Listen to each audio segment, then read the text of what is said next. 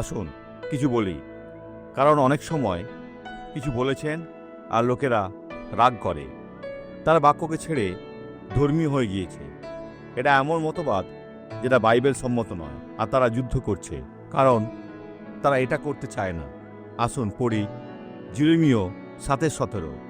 তারা জিহুদার নগরে নগরে ও জেরুজালেমের সড়কে সড়কে যাহা করিতেছে তাহাকে তুমি দেখিতেছ না? তারা ঈশ্বরের অনুগ্রহ অস্বীকার করতে চেষ্টা করছে। মসির নিয়ম শেষ। আমাদের মসির নিয়মের সাথে কিছুই নাই, শুধু 4টি বিষয় থাকবে। পরবর্তীকালে পড়বেন প্রেরিত 15:28-29 কি বলে, এই সাক্ষ্যটি দেখুন। আমার সার্টিকা নার্ভে কিডনি লিভারের সমস্যা ছিল। এখানে সমস্ত অংশতেই কষ্ট হচ্ছিল। সবকিছুই খারাপ ছিল। সমস্ত কিছু খারাপ হয়েছে। অনেকক্ষণ বসে থাকলে উঠতে পারতাম না। এখন কেমন আছেন? এখন ভালো আছি আর পুরোটাই নিচু হতে পারছি। আমি দেখতে চাই আপনি মাটিতে বসছেন।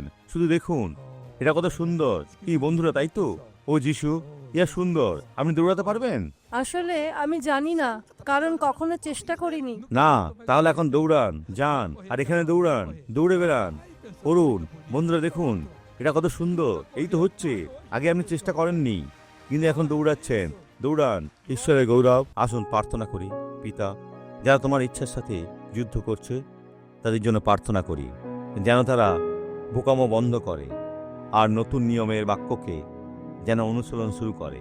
যিশুর নামে সমস্ত মন্দকে ধমক দিই, বেরিয়ে যাও। আশীর্বাদ লাভ করুন বন্ধুরা। আমেন।